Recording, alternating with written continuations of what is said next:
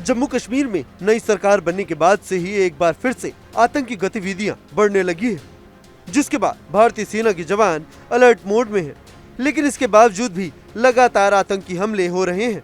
ताज़ा मामला अखनूर सेक्टर का है, जहां 29 अक्टूबर की सुबह आतंकवादियों ने सेना को एक बार फिर से निशाना बनाया है। सेना के काफिले पर आतंकियों ने ताबड़तोड़ गोलियां बरसाई, जिसके बाद सेना के जवानों ने भी आतंकियों पर फायरिंग शुरू कर दी। इलाके में अभी सेना और आतंकियों के बीच मुठभेड़ जारी है। अब तक इस ऑपरेशन में 2 आतंकियों के मारे जाने की खबर सामने आई है। आतंकियों का सफाया करने के लिए सेना ने नया ऑपरेशन चलाया है। सेना ने BMP-2 टैंक को मुठभेड़ वाली जगह पर उतार दिया है। इसके साथ ही आतंकियों के खात्मे के लिए पैरा कमांडो को भी मौके पर तैनात किया गया है।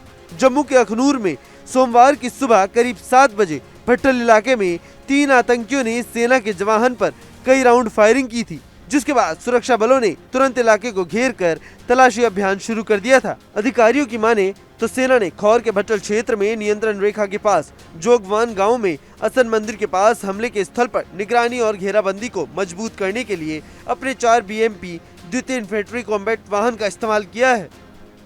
साथ ही ये भी बताया गया कि आतंकियों की संख्या 3 थी, जो पिछली रात सीमा पार से भारत में घुसे थे। उन्होंने सुबह करीब 6:30 बजे सेना के काफिले पर गोलीबारी की। इस दौरान एम्बुलेंस को भी निशाना बनाया गया। इससे पहले भी आतंकवादी लगातार घुसपैठ करने के साथ ही आतंकी हमलों को भी अंजाम दे रहे हैं। बीते गुरुवार की सुबह श्रीनगर के गनबान इलाके में एक गैर कश्मीरी युवक का शव मिला था।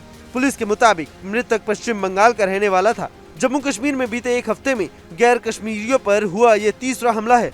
इससे पहले 20 अक्टूबर को गांदरबल और 18 अक्टूबर को शोपिया में आतंकियों ने टारगेट किलिंग को अंजाम दिया था, जिसमें 7 लोगों की मौत हो गई थी। आतंकी गतिविधियों को देखते हुए north wing commander, Jammu Kashmir DGP, core commander और खुफिया एजेंसियों ने भी बैठक की है। जम्मू कश्मीर के गांदरबल में 20 अक्टूबर की रात हुए हमले में कश्मीर के डॉक्टर, MP के इंजीनियर और पंजाब बिहार के 5 मजदूरों की जान गई थी।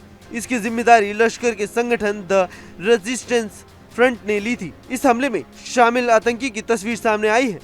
हाथ में AK-47 जैसी राइफल लिया हुआ आतंकी इमारत में घुसता हुआ भी नजर आ रहा है। अब देखना होगा कि सेना जिस ऑपरेशन पर अब आगे बढ़ रही है, क्या उस ऑपरेशन से आतंकियों का खात्मा तय है। Bureau report, news nation. News nation अब WhatsApp पर खबरों के ताजा अपडेट के लिए न्यूज नेशन के इस QR कोड को स्कैन करें।